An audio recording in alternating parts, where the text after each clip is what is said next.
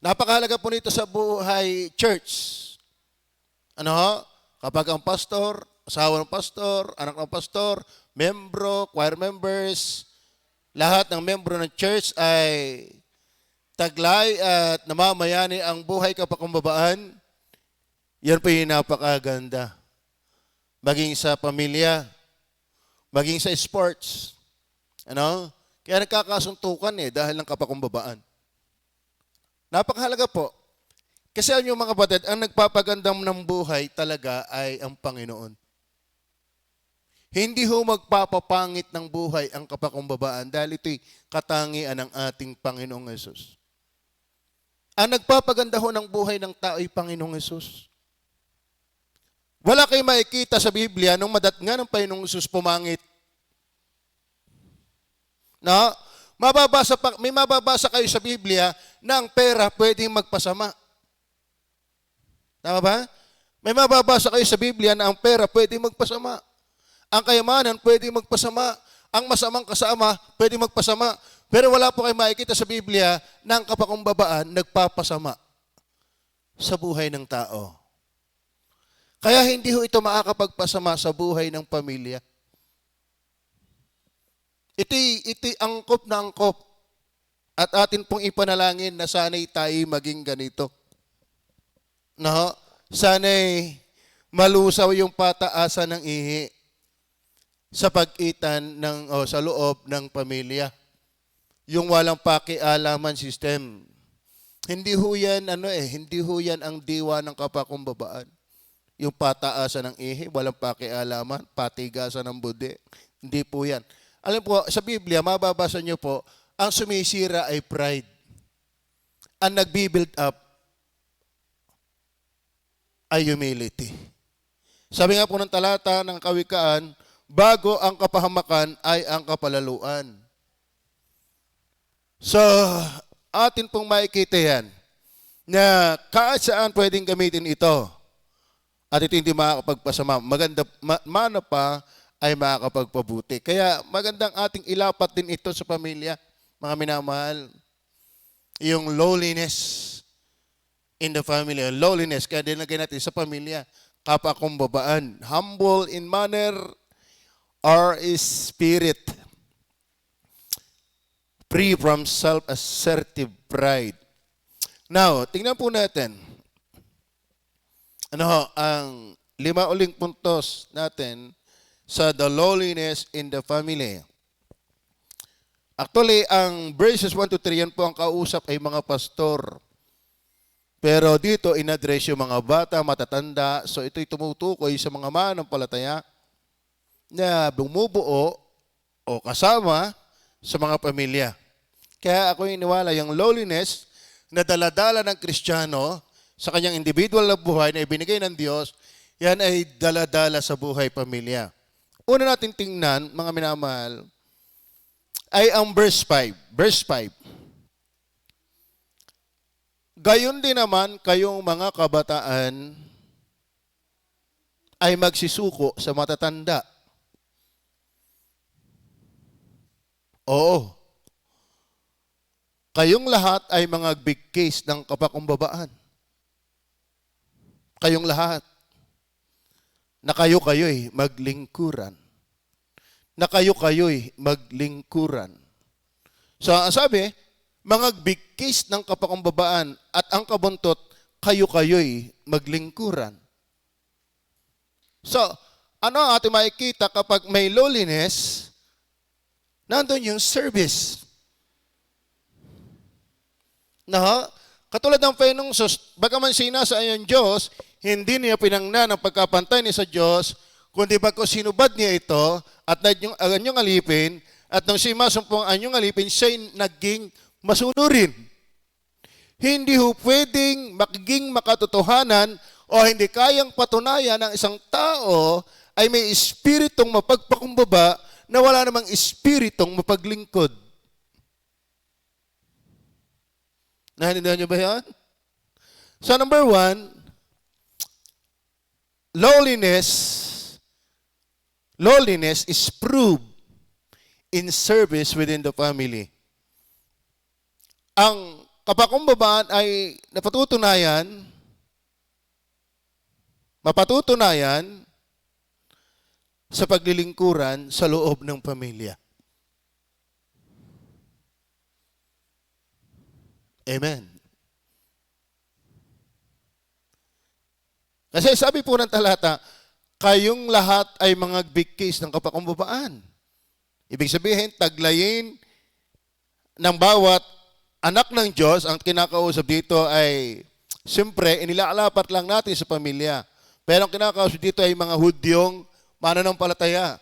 Siyempre, ito naman mga Hudyong mananampalatayang ito, may pamilya. O is proven. Lowliness is proven in service. Okay, salamat sa correction. Is proven in service within the family. Ngayon, ano sabi yan? Kayong lahat ay mga bikis ng kapakumbabaan. So, yun ang payo ni Pedro. Matanda sa mga matatanda. Ibig sabihin siya ay leader of the leaders. Matandang pastor ay siya'y malapit ng pumanaw. At pinapayuhan niya ang pastor at ang mga Kristiyano, mga Hudyo. Kayo ay magtaglay, bigkis, igtingin, talian, itali sa inyong buhay ang kapakumbabaan na kayo-kayo'y maglingkuran. Ibig sabihin, hindi hiwalay ang paglilingkod, hindi maari hindi naglilingkod ang totoong mapagpakumbaba. Si Kristo nga ay Diyos. Nagpakumbaba ay naglingkod. So, ibig sabihin, mga minamahal, kapag sa pamilya ay merong tunay na kapakumbabaan, magkakaroon po ng paglilingkuran sa loob ng pamilya. Halimbawa, una, ang asawang lalaki.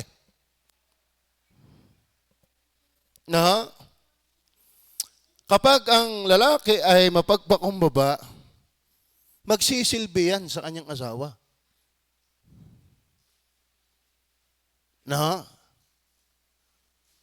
Opo. Kaya hindi ho under desire ang lalaking naglalaba.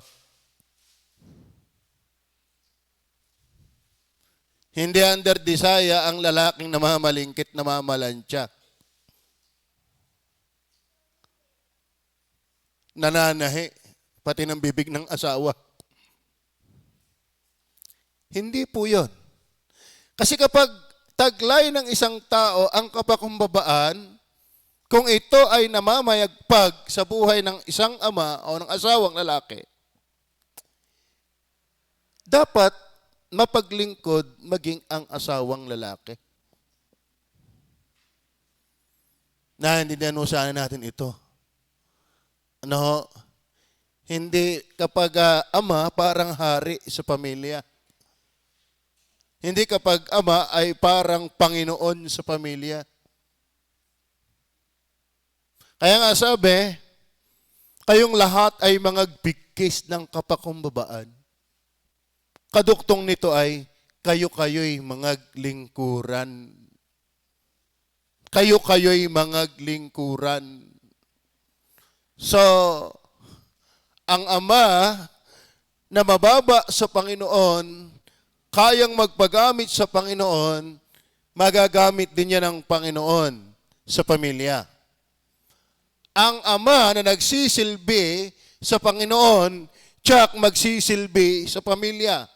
Magsisilbi sa kanyang asawa. Magsisilbi sa kanyang mga anak. Ang tunay na mapagpakumbaba may silbi. Dahil tiyak magsisilbi. Opo. Ang tunay na mapagpakumbabang ama ay hindi ho yan pabigat sa pamilya. Vice versa, ganyan din po ang ina. Dahil si Kristo, kapag tunay mong kilala si Kristo ay hindi pabigat sa nakakakilala sa Kanya. Si Kristo ay pabigat at katitisuran doon sa mga hindi nakakakilala sa Kanya. Pero si Kristo ay blessing sa mga tunay na nasa Kanya. Kaya ang tao, ang ama na mapagpakumbaba, unay sa kamay ng Diyos, nagsisilbi sa Diyos, may silbi yan. Nagsisilbi sa pamilya. Maging sa vice versa, ang wife, dapat nagsisilbi rin sa husband. Nagsisilbi rin sa need ng wife. Ano ho? Hindi lang lalaki ang magsisilbi. Kaya nga sabi yung mga lingkuran, kayo-kayo'y mga lingkuran. Hindi isa lang ang maglilingkod. Kayo-kayo'y mga lingkuran. Ang lalaki maglilingkod, ang babae maglilingkod. Pero tatanggadaan natin na ito'y nag-uugat dahil mapagpakumbaba sa kamay ng Diyos. Ano ho? Kasarap gana ang asawang babae ay hindi retaliate ng retaliate, kundi naglilingkod. Diba? Alam niyo, walang gusot na hindi mapaplansya. Walang sigalot na hindi maaayos. Kapag ang dadaan ay kapakumbabaan. Pero pag pataasan ng ihi talaga, wala eh. Alam mo sa totoo na, ang pataasan ng ihi sa jablo yan eh. Ano ha? Ang pride sa jablo yan. Makikita ka, na marami tayong mababasa sa Biblia, maraming napahamak at pinasama ng pride. So ang presensya ng pride hindi nakakatulong. Pero ang presensya ng lowliness, saan mo mandalhin yan? Saan mo mandalhin yan? Yan ay nakakatulong. Lalo dalhin mo sa pamilya yan. Dalhin mo yan sa buhay ng lalaking asawa. Dalhin mo yan sa buhay ng babae. Tingnan niyo po ang 1 Peter chapter 3. Naalala ko lang po. Nandito ba yon?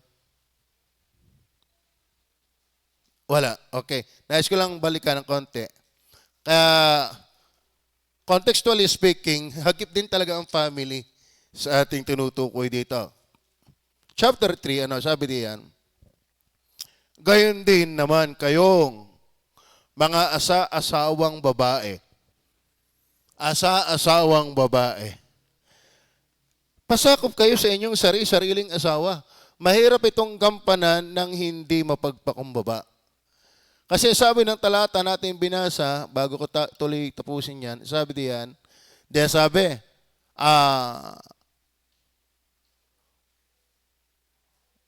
sabi diyan ay magpakumbaba. At ang sabi diyan ay may pasakop diyan eh. Kayo'y magpakababa sa ilalim, kayo'y magpakababa sa ilalim ng makapangyarihan kami ng Diyos upang kanyang itaas kayo sa kapanahunan. Ngayon, pag sa ilalim, ibig sabihin, sakop. Ngayon, ganito din ang sabi, ang payo sa mga asawang babae. Kayo mga asawang babae, pasakop kayo, pailalim kayo.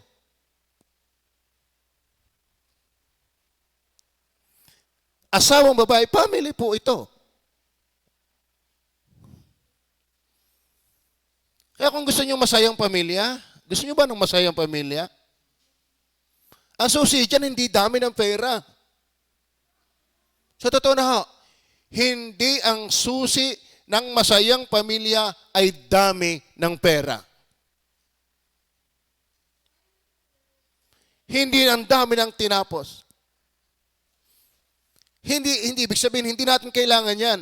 Ang susi talaga ng masayang pamilya ay ang Diyos na ang kanyang katangian, ipinagagawa sa buhay ng mga mananampalataya niya, ay magpasakop. Magpakumbaba. Dahil sabi nga ni Brother Rowell, naalala ko lagi, gumaling na.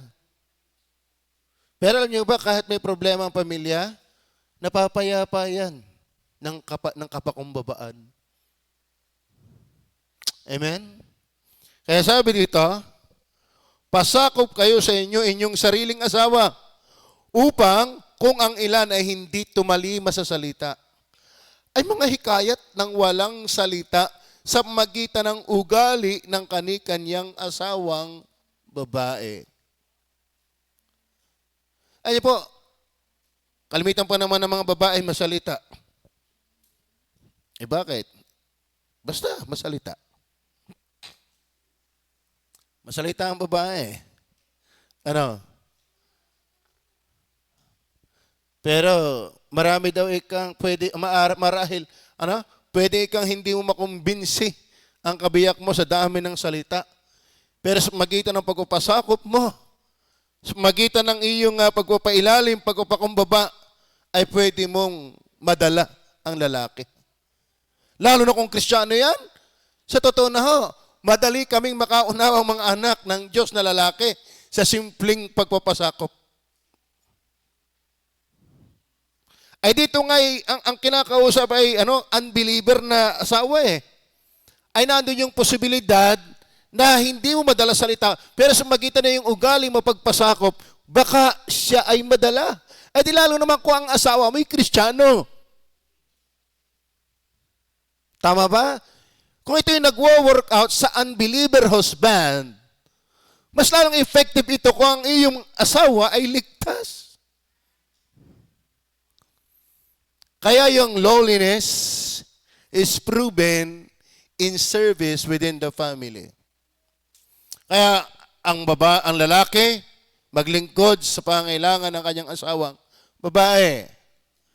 Kung maaari, yung sweldo ibigay agad sa babae.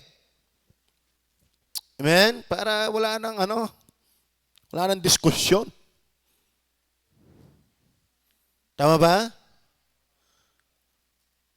Ay, bahala ka. Kami, nadala ang sa akin ng pera, kaya nagtataka yun. Kaya ang asawa, pagka nakapagpagupit ako, saan ako mukha namang pagupit? Kasi bakit? Alam niya akong walang pera. Nasa kanya lagi. Hold up lagi ako eh. Kasi alam ko, based on observation and reading, isa sa pinag-aawayan ng mag-asawa ay pera. Hindi, para wag na mag-away, o iyo na. Saksak mo. Hindi, biro lamang po. Hindi po gayon.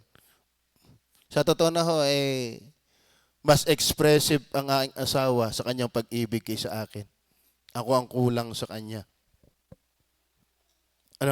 So, maging yung husband and wife, ibig sabihin parents, nagsisilbi sa need ng kanilang mga anak.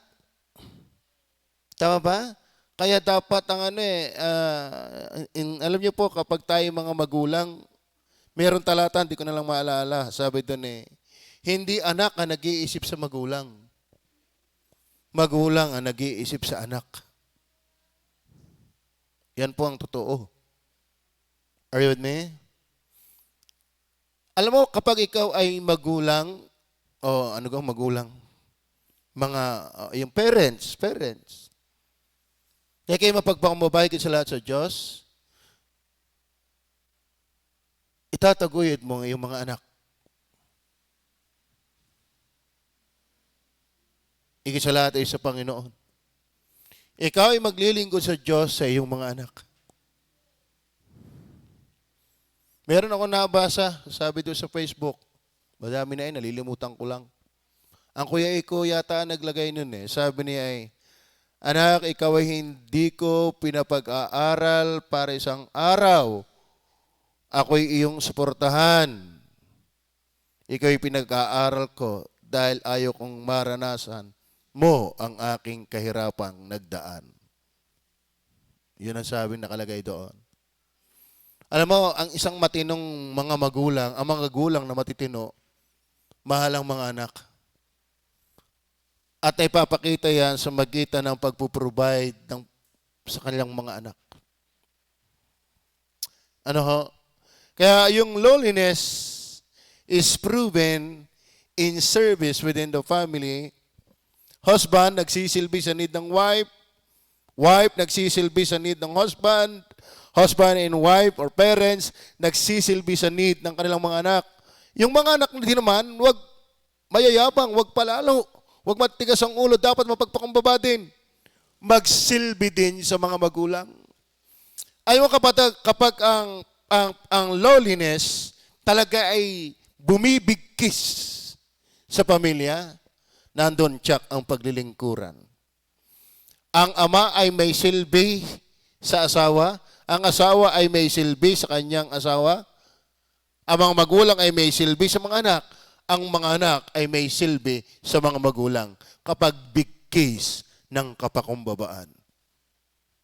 Kaya wag ho nating tatawaran, wag nating ahamakin yung ikaw ay maging mapagpakumbaba, yung totoo. Yung totoo.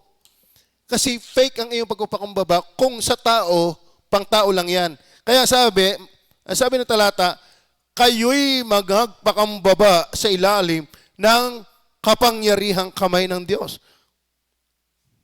Yan po sabi. Hindi magiging totoo yung verse 5 na kayo mga lingkuran sa isa't isa kung hindi ka muna naglilingkod sa Diyos.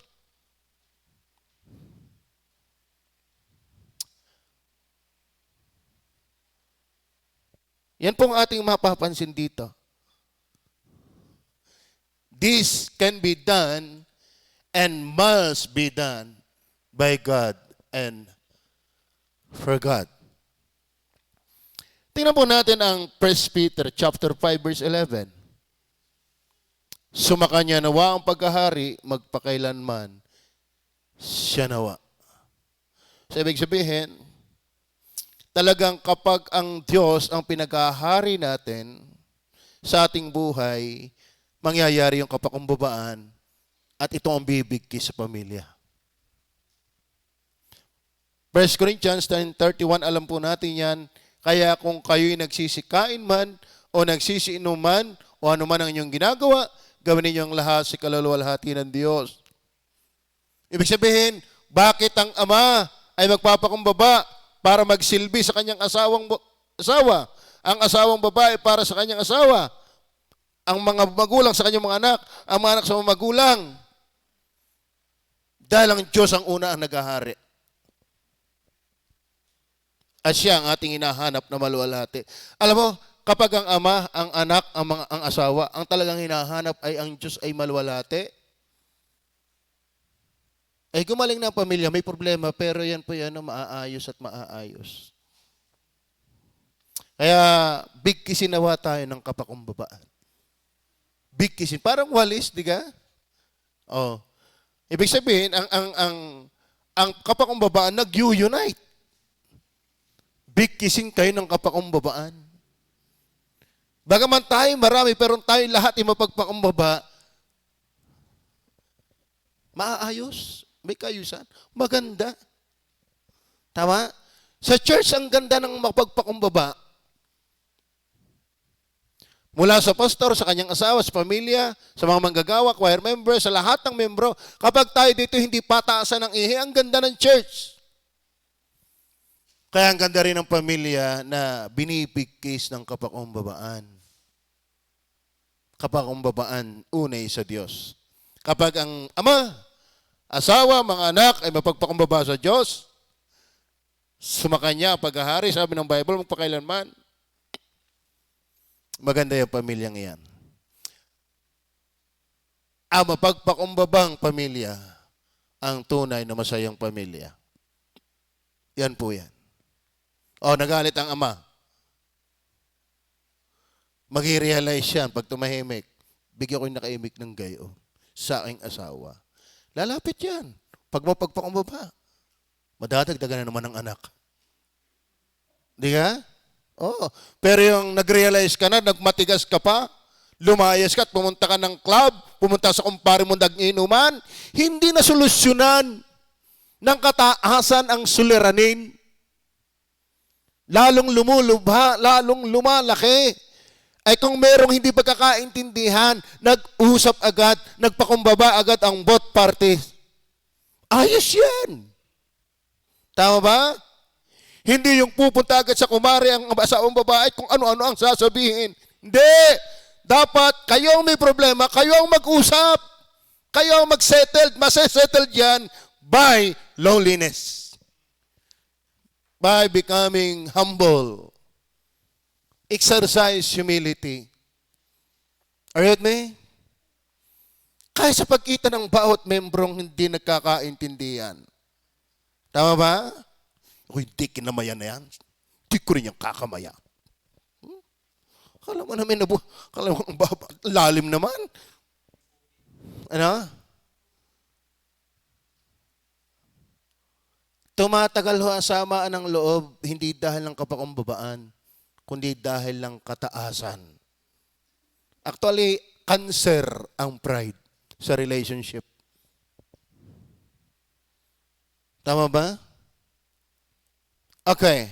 Number 2, not only lowliness is proven in service within the family. Number 2, verse 6 and 7. Tingnan niyo po. Verse 6 and 7. Kaya't kayo'y magpakababa sa ilalim ng makapangyarihang kamay ng Diyos. Kasarap ka maging totoo yun. Upang kayo'y kanyang itaas sa kapanahonan. Verse 7. So tatanda natin niya, magpakababa sa verse 6. Tingnan niyo po ang sunod sa verse 7. Na inyong ilagak sa kanya ang lahat ng inyong kabalisahan.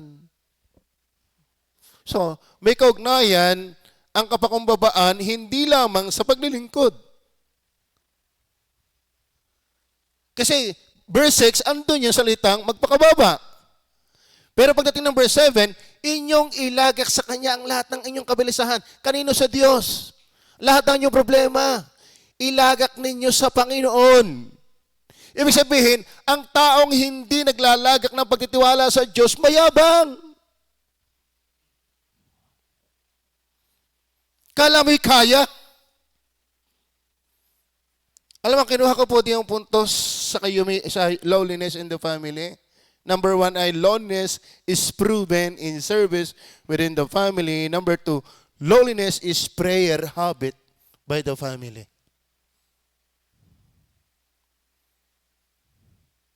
Kasi isa sa outlet ng paglalagak ng tiwala sa Diyos ay ang ating pananalangin. Meron ang kasabihan yung mga iba a family that stay together, pray togetherness. Tama ba? Hindi mo usap. Alam niyo, sa totoo na, meron din ako nabasa sabi doon. Kaya maganda din yung Facebook. Dami ko nababasa dyan Ang panalangin ay pagpapakita na ang Diyos ay hindi kalahati lang ang pangailangan mo sa Kanya. Ang ibig sabihin ng panalangin, siya yung talagang kailangan mo. Are you with me? Mga batid,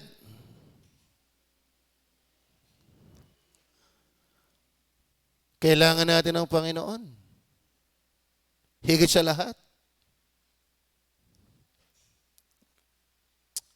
Bago kung ano-ano yung ating napapakinggan sa mundong ito na nakakalito-laang.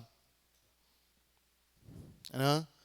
Siyempre, kanya-kanya huya ng kalayaan. Huwag lang tayo magbabanggaan sa doctrine. Pero sa akin,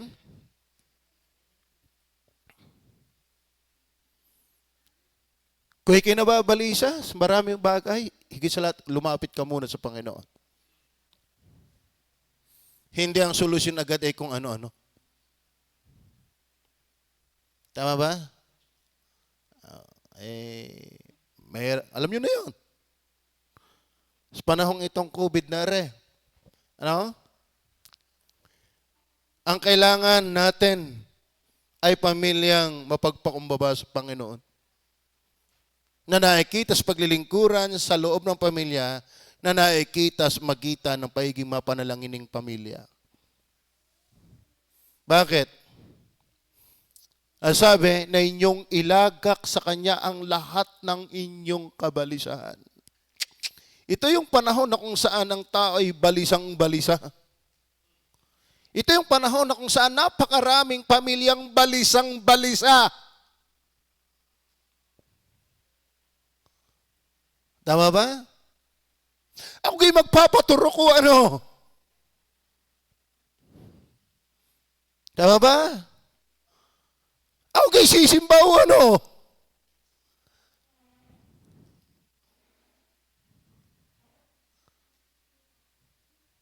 Gusto mo ba ang payapang buhay? Sumbong mo sa Diyos. Iluha mo sa Diyos. Kasarap ka na ang ama ay mapanalanginin. Kasarap ka na ang ina ay mapanalanginin. Kasarap ka na mga anak ay mapanalanginin. Ang pamilyang mapanalanginin. Yan ay magandang pamilya. Matatag na pamilya. Maka-Diyos na pamilya. Are you with me? Yung problema mo, dinadala mo sa Diyos. Marunong kang magdala ng problema sa Diyos. Mas malaki ang tiwala mo sa Diyos. Amen? Yan ang kailangan ng pamilya. Mas malaki muna ang tiwala sa Diyos. Bago sa napapakinggan sa mundong ito.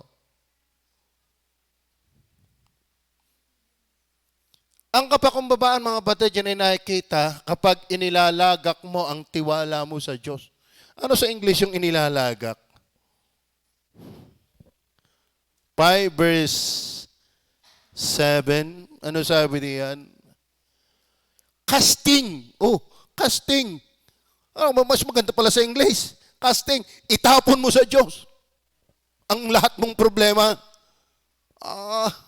Pati yung hindi mo nalalabahan, itapon mo sa Diyos. Yung mga tubal mo, itapon mo sa Diyos. Kaso lang, hindi babalik sa iyong malinis yan. Ang dami nating problema, no? Na sumisiksik sa ating isip. Through prayer, itinatapon mo sa Diyos. Hindi yung lahat ng problema pinag-awayan ng pamilya. Sa totoo na ang daming problema, dagdag pa yung pag-aaway ng mag-asawa. Bakit? Ay mga kabalisahan, pag pinag-usapan, nakikitang walang solusyon, yan, mag-aaway na. Ay kung parehong nananalangin, nagmamakaawa sa Diyos, hindi ako naniniwalang walang silbi ang panalangin. Napakalaki ng silbi ng buhay, ng panalangin sa buhay. Amen? Kaya binanalangin pa. Ano sabi ng Psalms 27 verse 13 and 14? Ako sana'y ng lupaypay, kung di ko pinaniwalaang makita ang kabutihan ng Panginoon sa lupain ng may buhay. Verse 14, mag-antay ka sa Panginoon.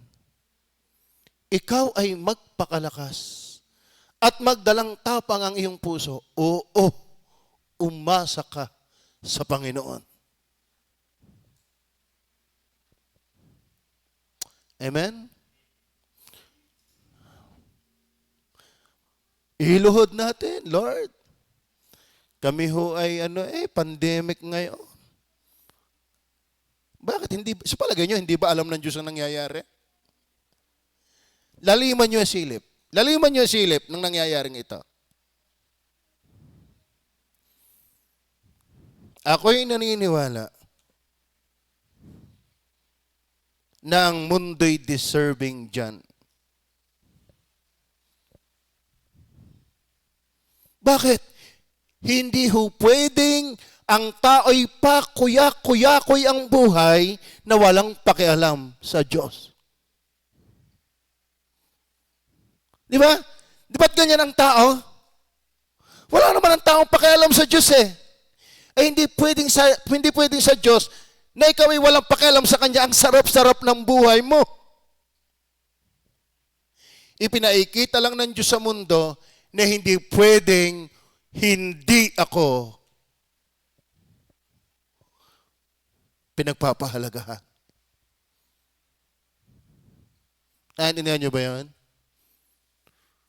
Kaya minsan, yung mga nababasa ko mga comment sa imong kasamahan, etc. Pinalalaya si Satanas sa nangyayaring ito, ang jabloy ka, gaganig. Alam mo, maging si Satanas kayang gamitin ng Diyos. Para lang ipamukha sa tao, yung katigasan ng puso mo walang maaabot. Yang buhay na wala kang pakialam sa tunay na Diyos, walang mangyayaring maganda. Tama ba?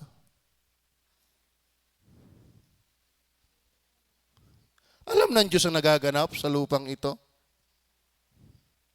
At kung lalaliman nyo ang silip, alam nga namang may nangyayari na hindi siya in control. Bakit nangyari yan? Hindi ko alam yan.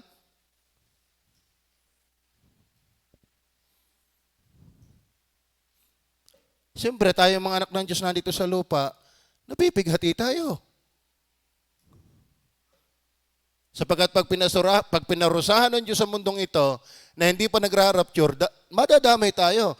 Kaya doon sa pinakamatinding pagpaparusa ng Diyos sa mundo, ira-rapture ang church. Ay ngayon, nagpapatikim na ang Diyos ng hirap sa mundo, ay hindi pa nagra-rapture, makakatikim din tayo.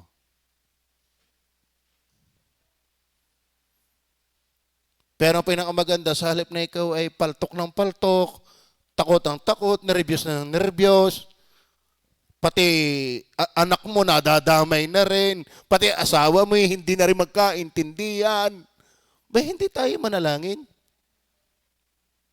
Magtiwala sa Diyos. Tama ba? So, lowliness is prayer habit by the family. Mag-antay ka sa Panginoon.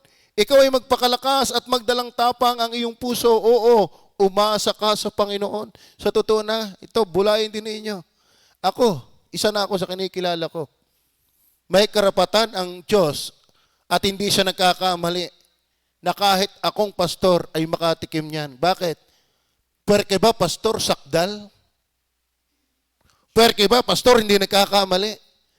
Kung ang mga pastor pwedeng makaranas na yan, ay di lalo naman yung talagang nagpapabaya na sa buhay Kristiyano.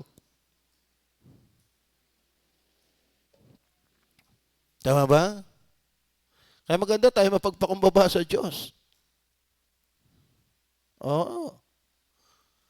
Kung tayo mga Kristiyano, ay pwedeng paluin ng Diyos yung pagang mundo, hindi parusahan niya. At wag ho nating questionin ang kinikilos ng Diyos sa masamang mundo. Bakit nagkakaganito ang mundo? Deserving po ang mundo dito. Kapag hindi natin kita yan, anong klaseng pagbabasa ng Biblia meron tayo? Sabi nga ni pangalan nito, sabi niya, ang nakakaalam ng Biblia, hindi na nagugulantang sa nangyayari sa mundo. Bakit ginunaw ng Diyos sa panahon ni Noe ang mundo? Deserving ang mundo sa parusa ng Diyos. Bakit ginunaw ang Sodoma at Gomora? Deserving ang Sodoma at Gomora. What do you think? Ang mundong ito sa panahong ito, hindi ba makasalanan ang mundo sa kasalukuyang ito?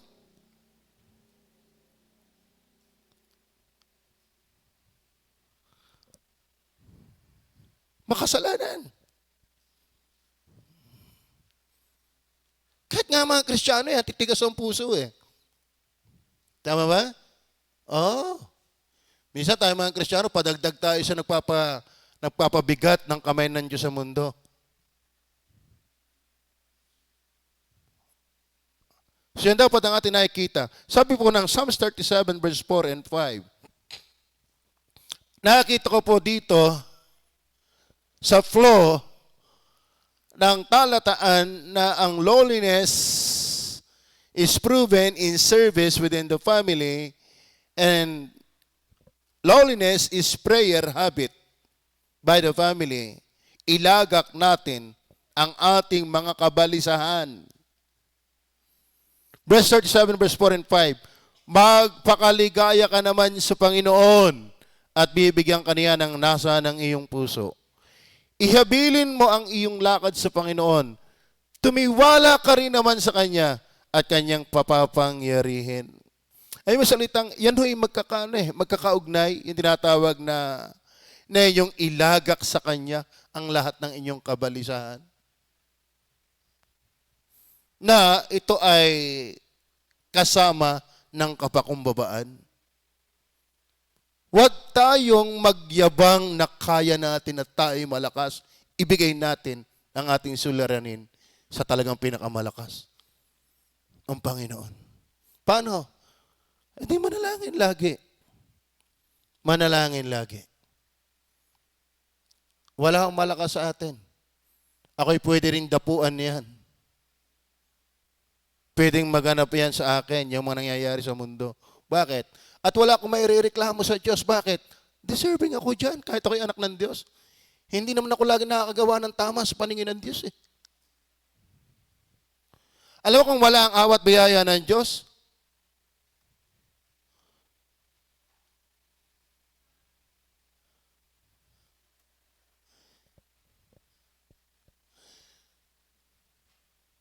baka matagal na tayo hindi nakakasama sa kanila.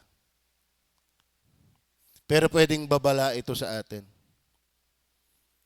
Na kapag tayo ay patuloy na mayangi, mayabang, ayaw sumuko sa ilalim ng kamay ng Diyos, ay delikado. Sa Psalms 55:22, may nakalagay din diyan. Ano sabi doon?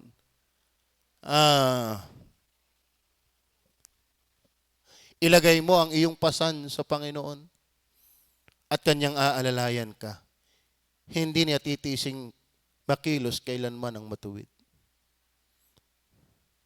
Ilagay mo ang iyong pasan sa Panginoon. Prayer yan. Ilagay mo ang iyong pasan. Kaya sana'y before COVID, during COVID, after COVID, ang pamilya nanalangin. Hindi yung kay dahubhob manalangin ngayon kasi may problema. Pero wala pang problema, hindi ka naman talaga nananalangin. Kaya alam mo, ang tunay na mga panalanginin, meron o walang suliranin, handa yan. May kalakasan galing sa Panginoon. Kaya ilagay natin ang ating pasan sa Panginoon. That is prayer. Ang idea niyan. At kanyang aalalayan ka. Hindi natitising makilos kailanman ang matuwid. So, tatanda natin, yung ilagak ninyo at yung mga cross references na yan, nag-ugat sa verse 5, mangagpakababa kayo. So, ang nagpapakababa, inilalagak ang problema sa Diyos. Nagpipray lagi. Kaya ang panalangin, ang kabakumbabaan sa pamilya ay nangangahulugan ng pamilya ay nananalangin. Hindi, alam mo, ngayon nakakalungkot eh. Ang pamilya ay sama-sama sa harapan ng TV. Sama-sama lagi sa Mobile Legend. Sama-sama sa drama. Hindi sa Diyos.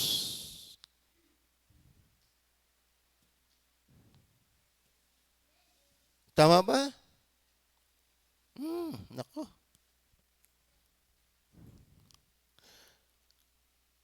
Psalms 56 verse 3 and 4. Ano sabi diyan? Psalms 56 verse 3 and 4. Sa panahong ako'y matakot, tatago ako sa ilalim ng papag. Ano sabi? Aking ilalagak ang aking tiwala sa iyo. Verse 4. Sa Diyos ay pupuri ako ng kanyang salita. Sa Diyos ay ilalagak ko ang aking tiwala. Hindi ako matatakot. Ano magagawa ng laman sa akin? Ito mo yan. Di kaya saya ng pamilyang Diyos ang nilalapitan lagi.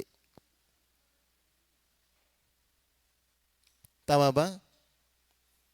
Hindi naman ibig sabihin kapag mapanalangin ka, walang mangyayari sa iyo. Ang maganda nito, alaman mo mangyayari at handa ka sa mangyayari.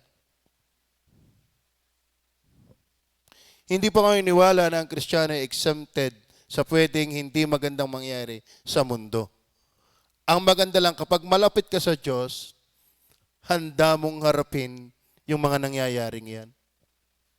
Dahil may kakaibang aliw ang Panginoon at katatagang ibinibigay sa atin. Ngayon kung tayo i-spare, mas lalong biyaya ng Panginoon. Tama ho ba? Pilipos chapter 4 verse 6 and 7, ano sabi yan? Huwag kayong mga balisa, ama, ina, mga anak. kundi sa lahat ng mga bagay sa magitan ng panalangin at daing na may pagpapasalamat ay ipakilala ninyo ang inyong mga kahilingan sa Diyos. Talagang yan, nilinaw na talagang panalangin yon. Kaya napakaganda yung lowliness in the family. Kasi ito'y nagpapatunay na mayroong pagsisilbihan sa loob ng pamilya at mayroong pananalangin talaga sa pamilyang yan. Ang mga ama ba natin nananalangin pa? Ang mga ina ba natin nananalangin pa? Ang mga anak ba natin nananalangin pa? Ang buhay na walang panalangin, yan ay kabaliktaran ng lowliness. A family without prayer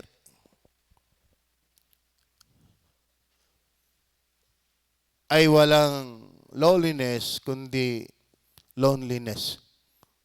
Yun, kalungkutan. Malungkot ang pamilyang walang panalangin. Number 3, lowliness is not only proven in service within the family, prayer habit by the family, but also protection in family. Protection in family. Yan. Oh, ba?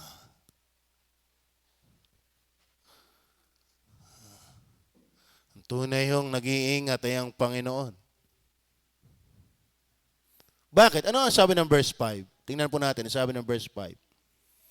Gayon din naman kayong mga kabataan ay magsisuko sa matatanda. Kung context ang pag-uusapan, ang matatanda din ay pastor. Verse 3, aplikasyon sa mga may edad. Oo, kayong lahat ay mga bigkis ng kapakumbabaan. Na kayo-kayo mga lingkuran. Bakit? Sapagkat ang Diyos ay sumasalangsang sa palalo. Datapat nagbibigay ng biyaya sa mga mapagpakumbaba. Huwag mo na alisin utoy dyan. Saan tayo po proteksyonan diyan? Balayan niyo po. Protection ang kapakumbabaan sa di pag-ayon ng Diyos. Dahil ang kapahamakan ay kapag di natin siya kaayon. Alam niyo ba, ang tunay, kaya sabi natin lagi, ang bad news ay ang Diyos at ang good news ay ang Diyos. Ang Diyos ay bad news doon sa ayaw sumuko sa Kanya. Pero ay siya ay good news doon sa suko sa Kanya. Ang Diyos mismo, kapag tayo nagpapakumbaba, hindi natin siya kinakalaban.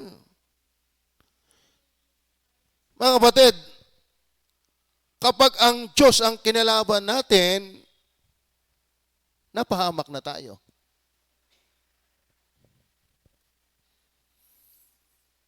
Natinano ba natin yan?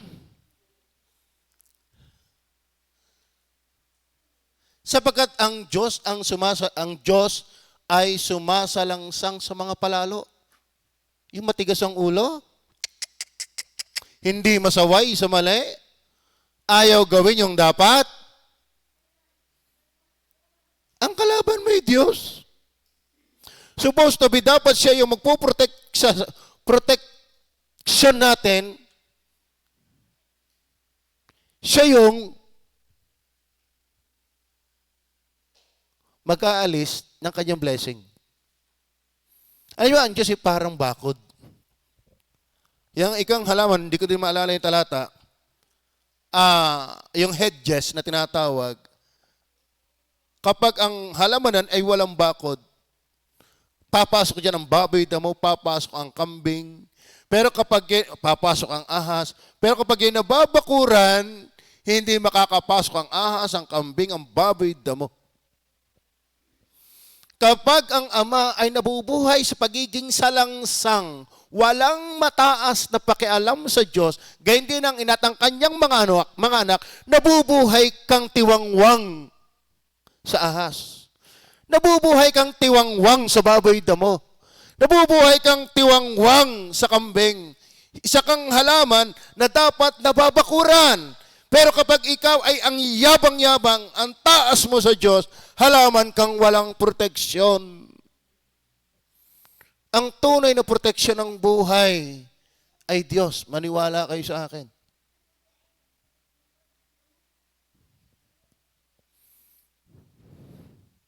Gumaling ka na ng paniniwala mo sa doktor.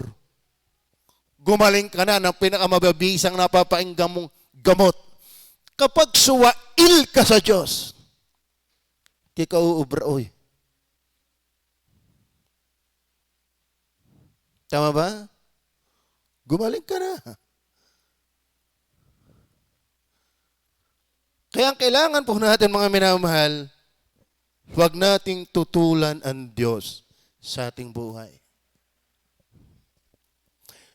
Ano pa ang protection dito? Hindi lang doon sa kapahamakan kapag di natin siya kaayon. Nasabi po ng verse 8, kayo'y maging mapagpigil, kayo'y maging mapagpuyat, ang inyong kalaban na dyablo. Ang inyong kalaban na dyablo. Anong match mo dyan? Kaya kayo magpakumbaba sa Diyos. Sabi, humble yourself and resist the devil and he will flee from you. Ano sabi? May talatang ganon. James chapter 4. Ano sabi doon? Verse 7 yata yun. Yan. Sabi, submit yourselves therefore to God, resist the devil, and he will flee from you. Hindi sinabing, ano yun? Magsisalangsang agad kayo sa dyablo. No, ang halaga ng una, pasakop nga kayo sa Diyos. Bakit? Bago ka lumaban sa dyablo, tiyakin mo munang nasa ilalim ka ng kapangyarihan ng Diyos. We have no match against the devil. Pero kung tayo mapagpasakop sa Diyos, then resist the devil and he will flee from you. Bakit? Ang dyablo hindi takot sa atin. Sa Diyos na kung saan ikinagpapakumbaba. Tama ba? Nako. Ako'y matalino. Takot sa akin, dyablo. Nako, mas matalino si Satanas kaysa iyo. Ako'y gwapo, maganda, takot ang dyablo sa akin. Mas maganda at gwapo siya sa iyo. Ako'y malakas, mas malakas siya sa iyo. Kaya lang siya tatakbo sa iyo kapag nakikita ng dyablong naghahari sa ating buhay, yung pinakamalakas sa lahat. Diyos. Amen? Kaya sabi diyan, submit yourselves therefore to God. Magpasakop, magpakumbaba sa Diyos. Datapwat sumalangsang kayo sa dyablo. Ibig sabihin, may protection sa lowliness.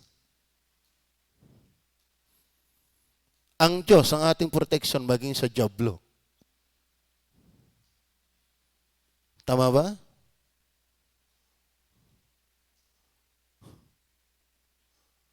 Pero yung sasalangsangin mo siya, na ikaw na may salangsang din sa Diyos, anong match mo dun? Bago mo salangsangin ang dyablo, tsakin mong hindi ka salangsang sa Diyos.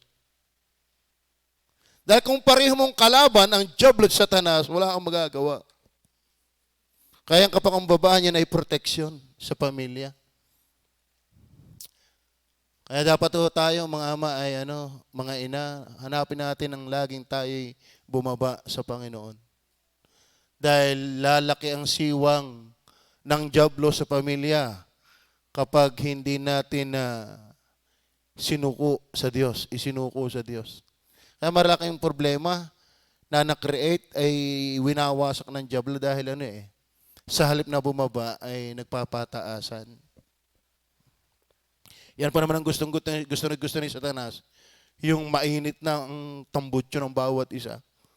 Yung pataasan ng pataasan. Kasi sa likod niyan, ini-inspired niya ni Satanas eh. No, kung sa iyo, hiwalayan ko niya. Kung sa iyo, kukuha na uli ako ng iba. Kung sa iyo, magsaulian ng kandila. Kung sa iyo, kung sa iyo. Alam mo, yung sa likod na bumubulong niya, jablo dyan eh. At lalong nananalasa yan kapag hindi ka nagpasakop sa Diyos. Kaya sabi, pasakop nga kayo sa Diyos. Magpailalim tayo sa Diyos. Magpakumbaba tayo sa Diyos, saka tayo lumaban sa kaaway ng Diyos. Kasi kalampi na natin ang Diyos. Huwag kang lalaban sa kaaway ng Diyos kung mismo ang Diyos kinakaaway mo. Alaala ko minsan yung Israel, sa panahon ni Samuel ba yun? Ni Eli? Ewan ko panahon yun. Ng tiktik yata. Ng tiktik ng 12 spies. Ang naging positive lang ay si Caleb at saka si Joshua. Ngayon ay napahiya yung 11 tribes o 10 tribes. Ay dahil sa hiya ay parang babawi kami. Lalaban uli kami. Sabi ni Joshua, huwag kayong lumaban papunta sa nila. Wala sa inyo ang Panginoon. Yun ang sabi. Huwag kayong bumalik at lumaban doon sa mga kalabang mga Anakins, mga Giants. But wala sa inyo ang Panginoon. Ano nangyari? Mas lalong maraming namatay. Ang hirap lumaban sa buhay na ito, nalabang ka rin sa Diyos. Tatandaan niyo po yan. Mahirap makipaglaban sa hamon. Napakaraming hamon ng buhay na ito kung hindi mo tiyak na kalampi mo ang Diyos. Ang daming problema ngayon. Ang pinakamalupit na problema ay kung yung ultimong Diyos na dapat suko ka, palaban ka.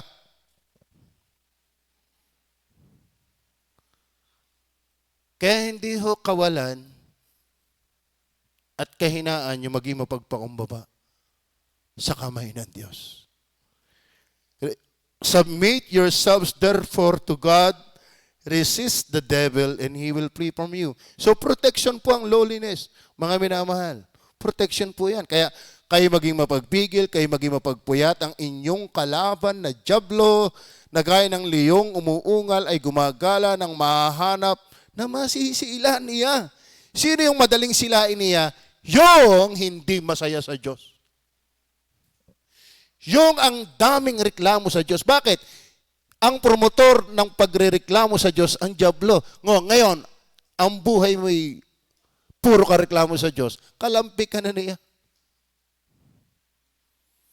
Maganda tayo ay mapagtiwala sa Panginoon.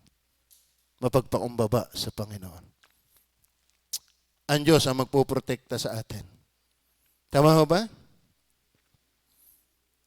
Ang sabi ng verse 9, na siya'y labanan ninyong matatag.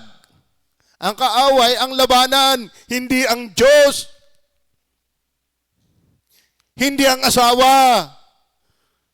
Alam mo, ang kalaban natin, hindi ang asawa. Ang kalaban natin, hindi pastor. Ang kalaban natin, hindi ang kapwa-membro, hindi kapwa manggagawa. Hindi sa loob ng pamilya. Hindi yan ang kalaban. Ang kalaban natin, dyablo.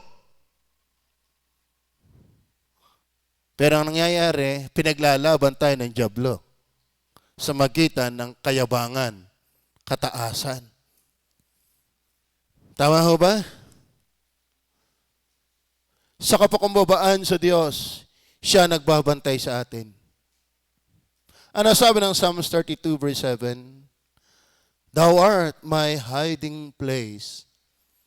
Thou art my hiding place. Thou shalt preserve me from trouble. Thou shalt compass me about with songs of deliverance. Alam niyo, kapag tayo nagtitiwala sa Diyos, kapag tayo mapagpakumbaba sa Diyos, Thou art my hiding place. Tigat may awiting ganyan. Thou art my hiding place.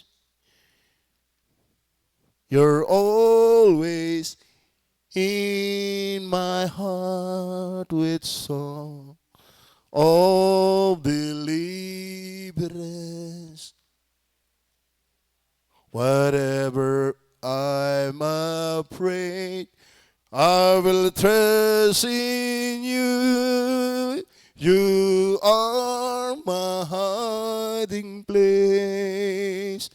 Sarap ka ng ganun. Lord, may problema kami mag-asawa. Tulungan mo kami. Lord, yung kapitbahay namin positive. Tulungan mo kami. Ang dami nating problema para hindi sumuko sa Diyos. Alam mo mga kapatid, sabi nga ng aking, kung kayo pupunahin nyo, ang pagiging matatag sa hindi pagsuko sa mga problema ay ang pagiging matatag sa pagiging suko sa Diyos. Alam mo, hindi ka basta susuko sa problema kung una kang suko sa Diyos. Tama ba? Ang pastor, marami ding problema sa pamilya. Ang dami din na-encounter na problem. Pero bakit sa biyaya ng Diyos nagpapatuloy? Kasi ang gusto ko, sa Diyos muna ako suko. Kung gusto niyo pamilya, maging matatag, maging masaya, protektado, magpabaksin na. Panginoon, dapat ang iyong hiding place. Amen? Nako, andalin nating manganlong kung kani-kaninong tao. Pero kailan ka nanganlong talaga sa Diyos? Jeremiah 17, ito po yung life verse ni Brother Rani. Amen? Yes, Brother Rani, lagi natin nakikita dito kasi ito yung kanyang life verse. Hi, Brother Rani. Hiniwalang na andyan ka. Ganito sabi. 17 verse, ano ba yon? Verse 5. Ganito ang sabi ng Panginoon, sumpain ang tao na tumitiwala sa tao at ginagawang laman ang kanyang bisig at ang puso'y humihiwalay sa Panginoon. Alam mo mga batid, wala ang problemang tayo minsan ay maniwala sa kanila. Pero kung nando na lang ang tiwala mo, pero ang Diyos ay lumayo na ang puso mo. Nako, alam mo, sa totoo na, ang Diyos ang nagpapadala ng salot. Basahin niyo po ang Bible. Sino nagpadala ng 10 salot sa Egypt? Hindi si Satanas. Kaya yung 7 tribulation, the day of the Lord, the wrath of God, hindi wrath of Satan. Wrath of God. Yung mangyayaring dilubyo sa 7 years tribulation, hindi galing sa ahensya ni Satanas. Wrath of God. Kaya ang nakakatakot sa ating buhay, mga kapatid, mas malaki ang tiwala mo sa tao, pero ang layo na ng tiwala mo sa Diyos. Yan po yan. The wrath.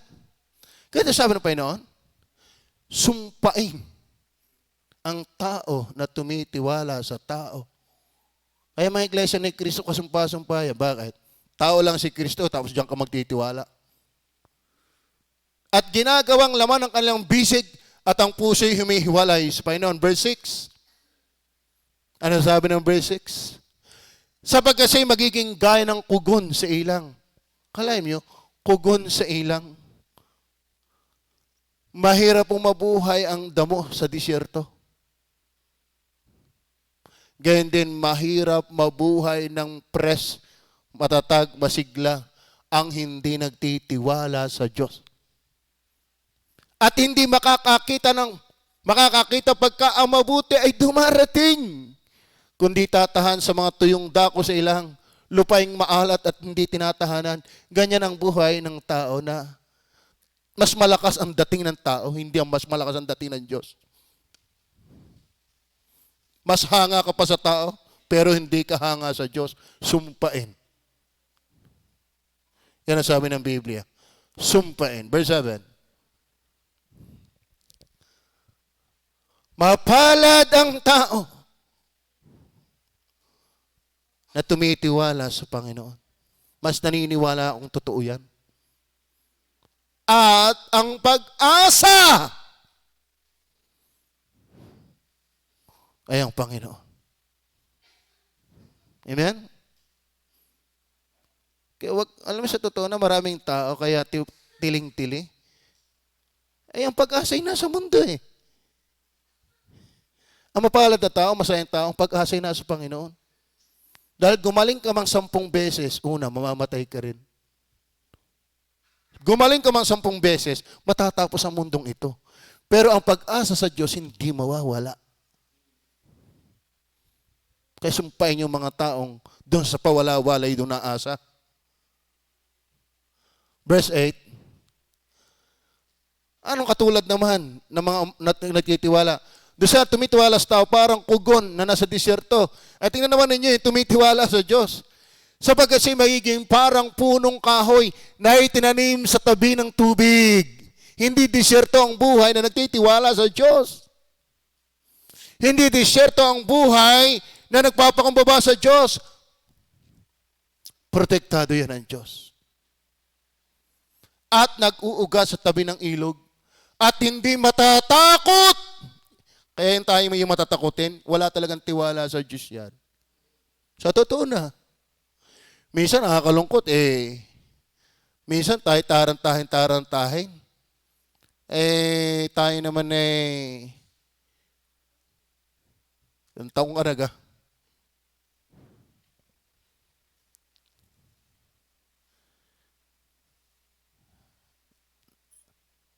Minsan, parang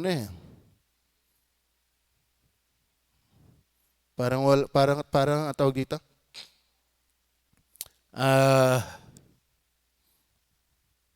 Tarantahin na para bagang gustong-gusto mo pang mabuhay. Para bagang wala kang mas magandang hinaharap sa kabilang buhay. Ako'y 51 na. Ano pag ang gugustuhin ko sa lupa? Kung ako'y manatili, salamat sa Diyos. Pero ako'y kunin ng Panginoon, purihin din ng Panginoon. Ano pag namang totoong makukuha mo pa sa mundong ito? Lalo't kung ikaw ay nasa edad na hindi 9:00, hindi 12:00, hindi 1:00, hindi 2:00, hindi 3:00, baka ikaw ay nasa 4:00 na. Nasa 5:00 na.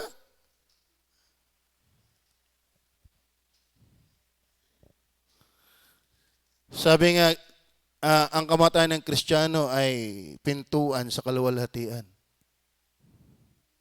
Pero mabuhay na walang Kristo ay yan ang dilubyo. Are you with me? Yan po sabi ng talata. At hindi matatakot pag ang init ay dumarating. Kundi ang kanyang dahon ay magiging sariwa at hindi mababalisa sa taon ng pagkatuyo. Yan. O paglilikat man ng pagbubunga. Yan ang maganda ho, mga kapatid. Kaya ang halaga ng lowliness. Kasi ibig sabihin ng lowliness, kapag may lowliness sa pamilya, nandun yung protection ng Panginoon. Ba? Ano ba sinasabi ko? Nasaan nga ba ako? Ay, sinama ko lang Sabi din po ng Psalms 119:114, Thou art my hiding place and my shield. Ang Diyos ang kalasag. Sa mga minamahal, ang mundong ito'y pinaiiral, pinaiinog ng Diyos, siyang may control. Ang gusto lang ng Diyos mangyari ay huwag tayong pakimali-mali sa kanyang pangunguna. Magtiwala tayo at magpailalim sa kanya. Matataranta ka lamang kapag hindi mo pinagtiwalaan ang Diyos ang may control. Ang bawat mundo, ang bawat planet may kanya-kanyang axis na tinatawag. Umiikot yan. Ang sabi ni Ernie Baron, halata daw ikaw may Diyos sapagkat hindi nagkakabangga-banggaan. Dahil isa man daw sa planeta ay sumagi sa isa't isa, ay gulo yan. Sira yan. Yan ang sabi ni Ernie Baron. Ganito yan. Ang Diyos ay kanyang may paikot. Huwag kang sumagi sa paikot ng Diyos. Mawawasa ka. Pailalim na lang tayo sa kanyang karunungan, kapangyarihan at pagkahari. Walang mangyayaring masama na sa Diyos nagpapakumbaba, nagtitiwala. Ano sabi okay, tapos na. Number 4. Lowliness promotes the family. Lowliness promotes the family. Kaya mga kapatid, ang ganda ng kapakumbabaan. Bakit ano sabi ng verse 5 hanggang 6? Gayon din naman kayong mga kabataan ay magsisuko sa matatanda. Oo, kayong lahat ay mga bigkis ng kapakumbabaan na kayo'y mga lingkuran. Sapagat ang Diyos ay sumasalangsang sa mga palalo, take note, but datatpwat nagbibigay ng biyaya sa mga mapagpakumbaba. Kaya mga kapatid, ang pamilyang mapagpakumbaba, ang Diyos ay may biyaya. Amen. Nagpupromote ng Panginoon. Sabi diyan.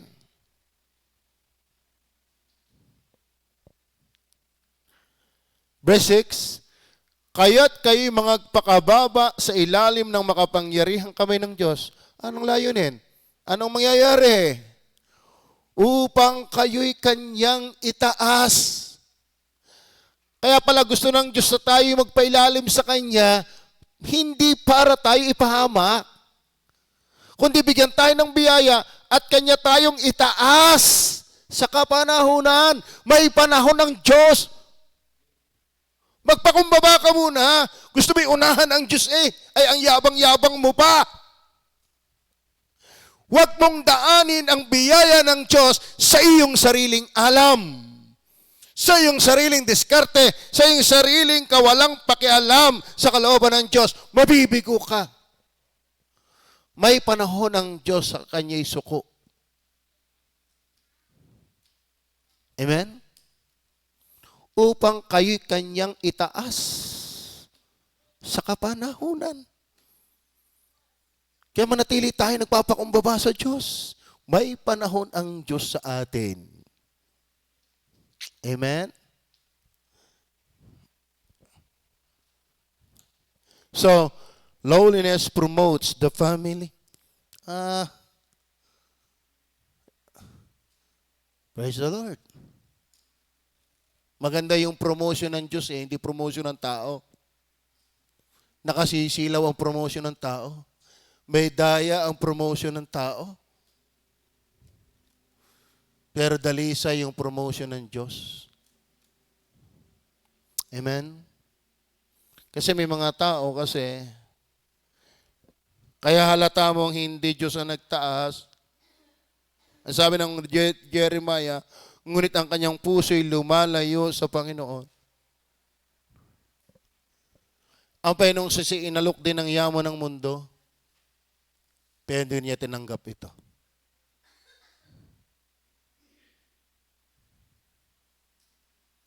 Pero yung iba hindi pa inaalok, kinuha na.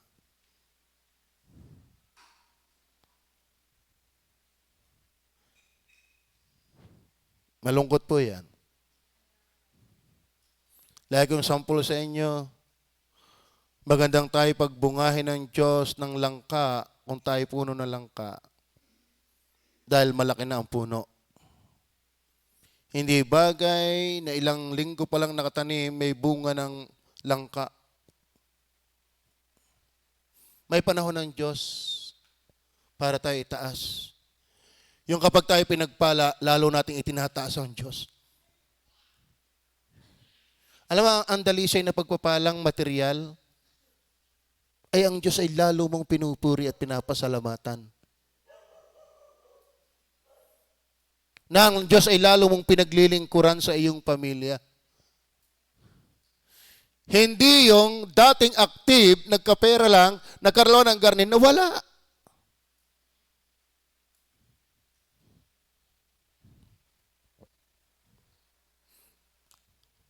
Maganda ang magtaas ay ang Panginoon at may panahon yan kapag niluto ka ng Panginoon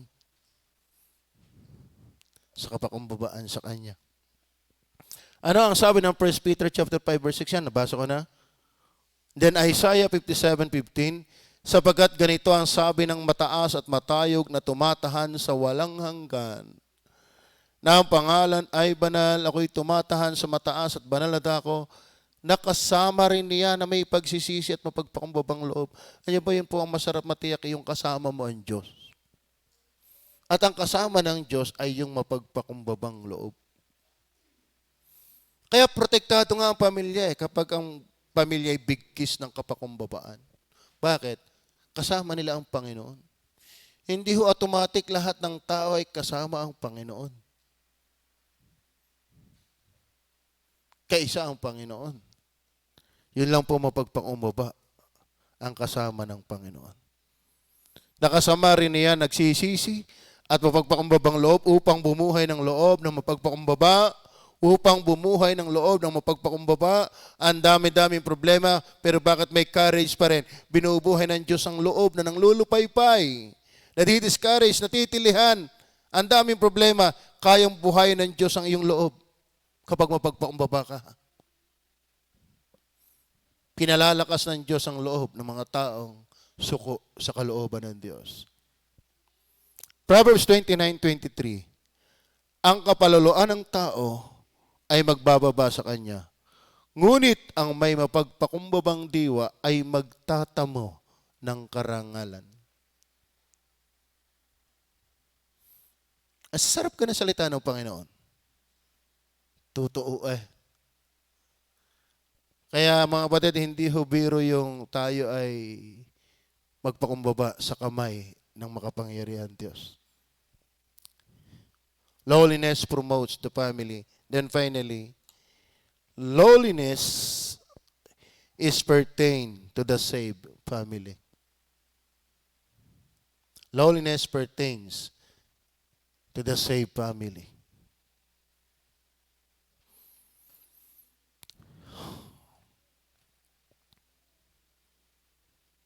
Bakit? Ang sabi po ng verse 10, ang Diyos ng buong biyaya na sa inyo'y tumawag, Alam niyo ang kinakausap dito, na magpakumbaba, ang Diyos ng buong biyaya na sa inyo'y tumawag sa Kanyang walang hanggang kalwalatian kay Kristo. Alam niyo ba 2 Corinthians chapter 4 verse 4, na binulag ng Diyos ng sanglibutang ito ang pag-iisip ng mga hindi sumasampalataya upang wag sumilay sa kanila ang kalawalhatian ng Ebanghelyo ni Kristo. So sa mga hindi ligtas, hindi kita ang kalawalhatian ng Diyos. Pero ang kinakausap po dito sa verse 10, ang Diyos ng buong biyaya na sa inyo'y tumawag sa Kanyang walang hanggang kalawalhatian kay Kristo. Ano sa totoo na mahirap ang pamilyang magpakumbaba sa Diyos na hindi pa tinatawag sa kalawalhatian kay Kristo. Kaya ang kinakausap po sa kapakumbabaan, kung ikaw ay ama, tiyakin mo munang ligtas ka.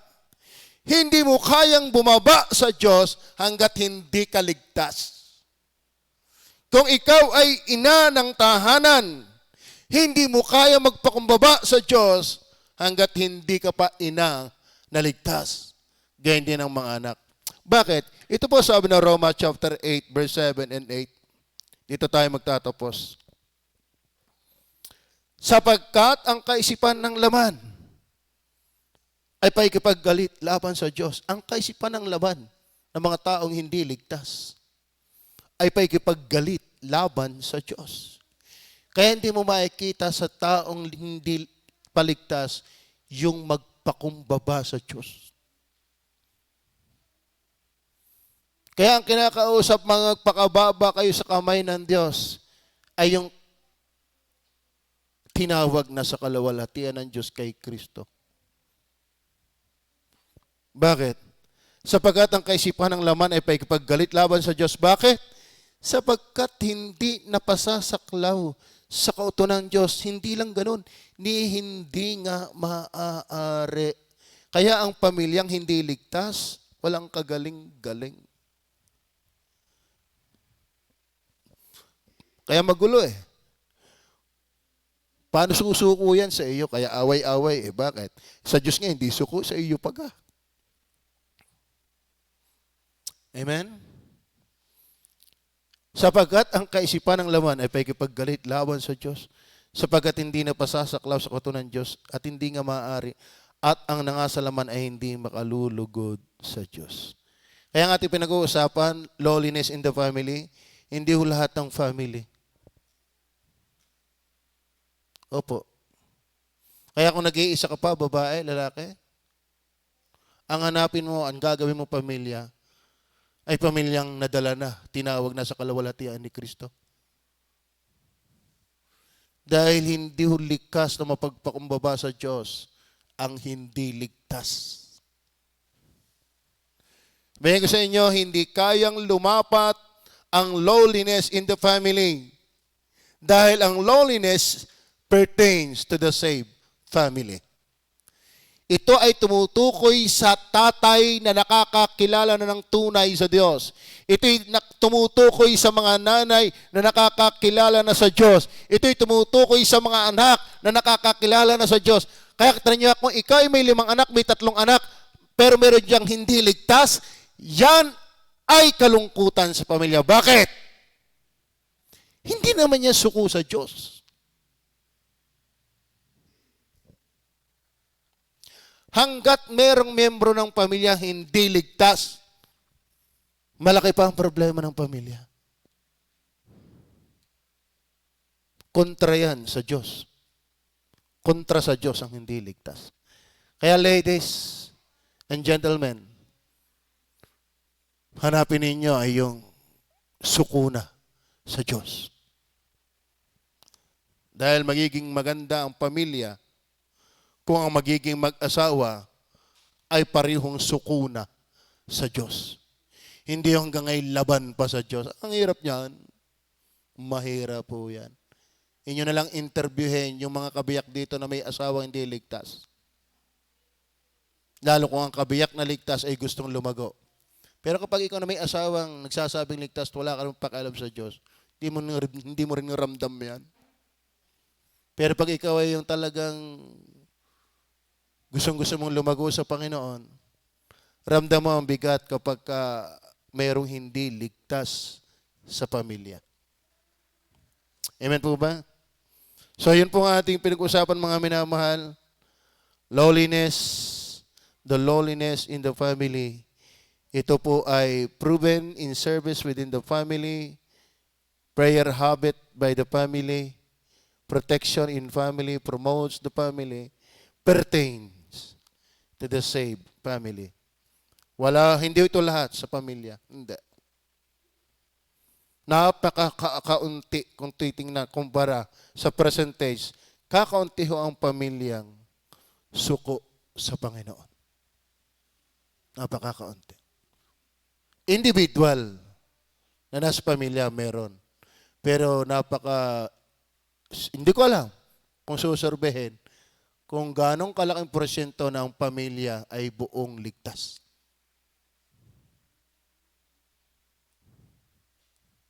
Tabi manalangin. Mapagpala naming Ama o Diyos sa langit,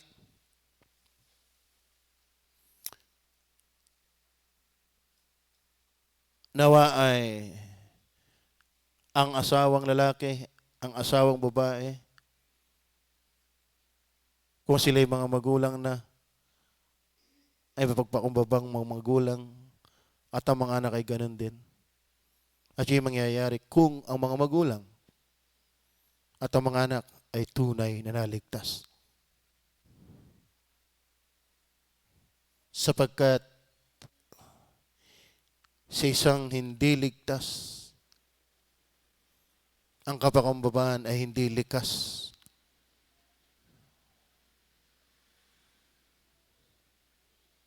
Lima na lang na maligtas. Habang tayo nakayuko nakapikit. Kung tayo ligtas, Ipakita natin, hindi lang sa magitan ng salita, kundi ng gawa ang sukong buhay sa Diyos para sa hindi ligtas na kapamilya. Kung tayo may mga ligtas ng lahat, panatilihin ang pagiging mapagpakumbaba sa Diyos. Wala tayong panalangin kundi, Lord, tulungan niyo po akong maging mapagpakumbaba lagi sa iyong kamay. If that is your prayer, while you are still single, why kayo may asawa na, the more we need to become humble in the mighty hands of God. Why we have our adversary, we need to be protected by the power of God. We have many anxieties, problems in this world, and our real source of strength, comfort, ay ang Panginoon lamang.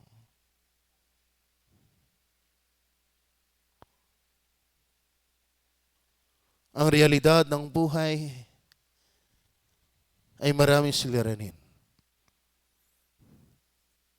Pero ang pinakamaganda sa buhay, pakumbaba sa Panginoon.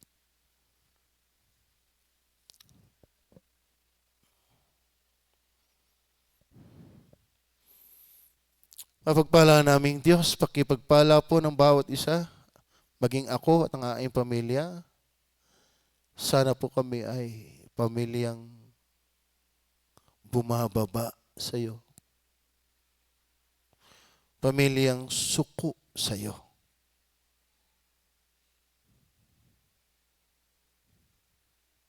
Pagpalaan niyo po ang bawat isa. Sa pangalan ng Panginoong Hesus. Amen.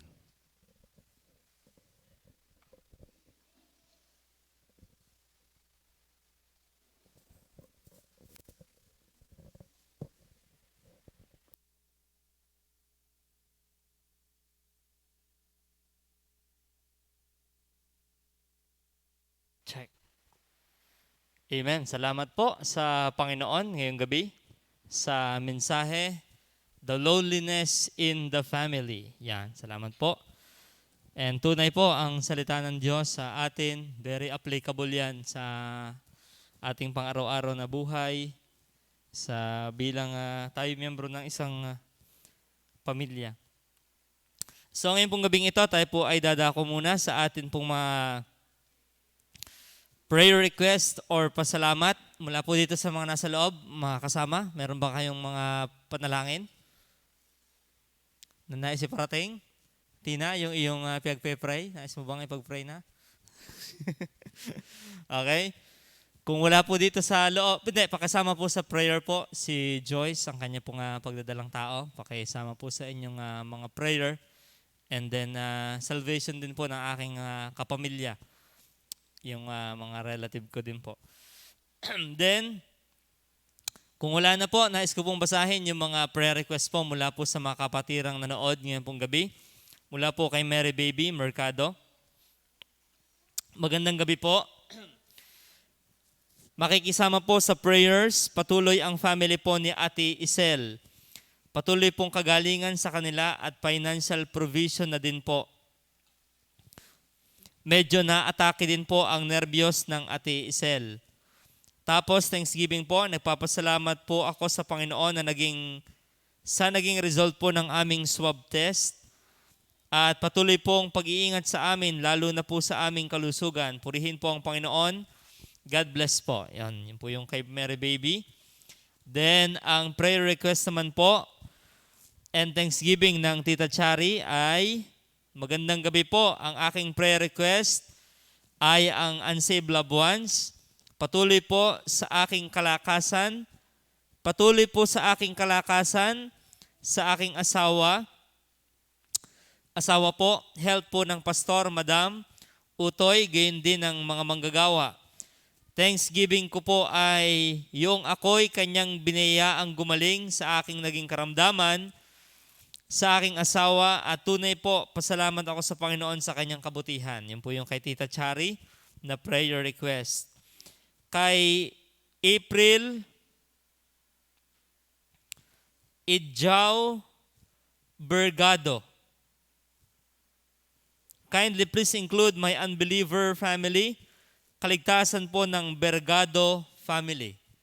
Okay? So, hindi ito familiar sa akin. Nanonood sa atin.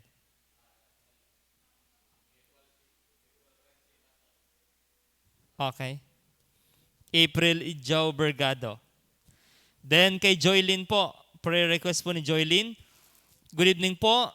Nagpapasalamat sa Panginoon sa buhay, kaligtasan, at sa araw-araw po na kanyang pag-iingat po sa amin ng pamilya ko.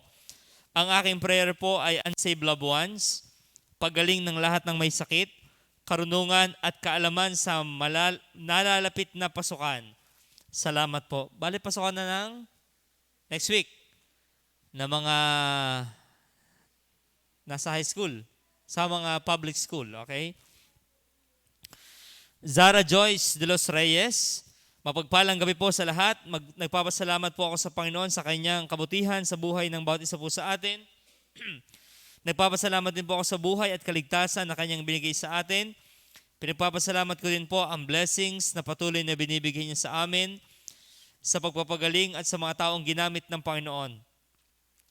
Maraming salamat po. Gayon din po sa muli po namin na pagsasama-sama ulit dahil nakalabas na din po ang kuya from the facility. Maraming salamat po sa Panginoon at sa patuloy niya pong pananalangin sa aming pamilya. Prayer request ni Zara, unsaved loved ones, kagaling ang patuloy ng mga may sakit, power of the Holy Spirit, knowledge and wisdom in all aspect, patuloy na pag-iingat sa ating lahat. Maraming salamat po. God bless po sa ating lahat. Lola Baby, mapagpalang gabi po sa lahat. Prayer request, unsaved loved ones, kagalingan po sa lahat. Special prayer request po, Michael Anderson. Isa po siya sundalo sa Amerika. Humihingi po siya ng prayer kasi nasa gera siya ngayon. Yun lang at salamat po, Pastor. Ingatan po tayong lahat ng Panginoon. Okay? Saan kaya ang gera ito? Afghanistan? Wala ng Amerikano na sundalo sa Afghanistan. Okay? Saan kaya pong lugar itong si Michael Anderson? Lorilyn Clarete, mapagpalang gabi po sa lahat. Thanksgiving, nagpapasalamat po ako sa Diyos sa buhay po na patuloy niyang ipinapahiram sa amin ng akin pong pamilya, sa mga blessing po na patuloy na binibigay. At nagpapasalamat din po ako sa mga pagsubok na inaalaw niya sa akin na maranasan ko po. Nang dahil po doon ay nasusubok po talaga po ako at pinapatatag niya po ang aking pananampalataya sa Kanya. At ako din po ay nagpapasalamat sa Panginoon sa nakakayanan at nalalampasan ko pong mga pagsubok na Kanyang inaalaw na maranasan ko po, hindi dahil sa sarili ko pong kakayanan, kundi dahil gawa po ng Panginoon din at biyaya po lamang. Prayer request po ni Lorilyn, unsaved loved ones, kagalingan po ng lahat ng kapatiran na may karamdaman po at kagalingan din po kaagad ng unsaved loved ones ko na may iniinda din karamdaman. Karunungan po at kaalaman sa nalalapit na pasukan, power of the Holy Spirit, yun lamang po. Maraming salamat po. God bless us always po. Yun po yung mga prayer. Ngayon pong gabing ito mula po sa ating mga kapatiran. So yun man pong ating prayer. Yan, pagpe-pray po na pang church, masarap na tulog uli ng bawat isa. Mamaya, patuloy na pag-iingat sa ating lahat ng Diyos, maging sa di umano'y bagyo yata uling paparating. So ingatan din tayo ng Panginoon Diyon. God's will sa aming bahay, sa pagpe-pray po ng ating pastor na bahay po nila at lupa. Patuloy po nating isama. Unsaved loved ones nating lahat. Sick brethren, patuloy na kagaling